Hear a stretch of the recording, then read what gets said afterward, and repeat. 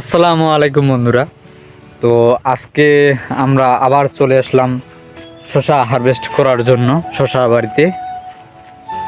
তো দেখেন আজকে আকাশটা অনেক মেঘলা, মনে হয় বৃষ্টি হবে। তো আমরা চলে এসেছি আর কি শসা হারভেস্ট করার জন্য। এই 3 দিন আগেই আমরা শসা শেষবারের মতো আর কি হারভেস্ট করেছিলাম। তো তারপর আবার 3 দিন পর আজকে শসা হারভেস্ট করতে চলে এসেছি।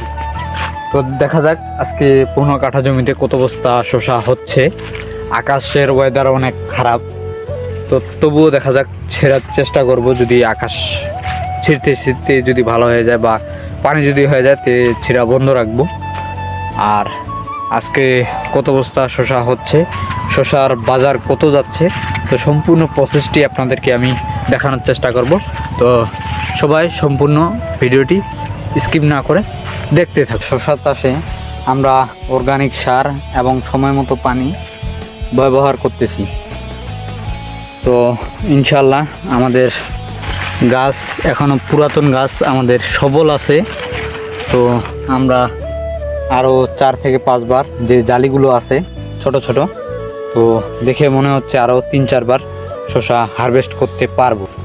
তো বন্ধুরা, আপনারা যারা নতুন শসা চাষ করতে যাচ্ছেন বা করতেছেন, তো তারা ওই শসা গাছের যত্ন নেবেন। পুরাতন দেখেন শসা গাছে আমাদের প্রায় 15টি বস্তা শসা হারভেস্ট করলাম। তো দেখেন পুরাতন গাছ মানে যে শেষ তা কিন্তু নয়, পুরাতন গাছের যত্ন নিলে ভালো ফলন পাওয়া যায়। তো বন্ধুরা, একটা জিনিস খেয়াল রাখবেন, এই যে গরমের মধ্যে শসা কিন্তু দ্রুত বড় হয়। এবং একটা জিনিস খেয়াল রাখতে হবে, শসাটা যেন বেশি পুরাতন না হয়। আপনাদের 2 থেকে 3 দিনের মাথায় শসা হারভেস্ট করতে লাগবে। আমাদের এই হারভেস্টের পর আমাদের শসা গাছে অনেক ছোট বড় জালি আছে, সেই জালিগুলো ইনশাল্লাহ আমরা আবার 3 দিন পর শসা হারভেস্ট করব।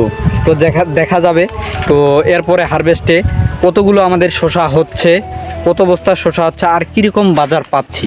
আজকে শসার বাজার হচ্ছে আগুন বরাবর। আজকে শসার বাজার হচ্ছে 28 টাকা। 28 টাকা কেজি ধরে কৃষক পাচ্ছে। তো আজকে শসার বাজার অনেক হাই, ওই দিনের থেকে আজকে শসার বাজার অনেক হাই। তো দেখেন আমাদের পুরাতন গাছ থেকে অনেক ভালো মানের শসা আমরা হারভেস্ট করলাম। গত পরশু দিনও আমরা প্রায় 13 থেকে 14টি বস্তা হারভেস্ট করছি। আজকে প্রায় আমরা 14 থেকে 15টি বস্তা শসা হারভেস্ট করলাম। তো বন্ধুরা, তো আমার ভিডিওটি যদি ভালো লেগে থাকে তো অবশ্যই আমার চ্যানেলটিকে সাবস্ক্রাইব করে দিবেন।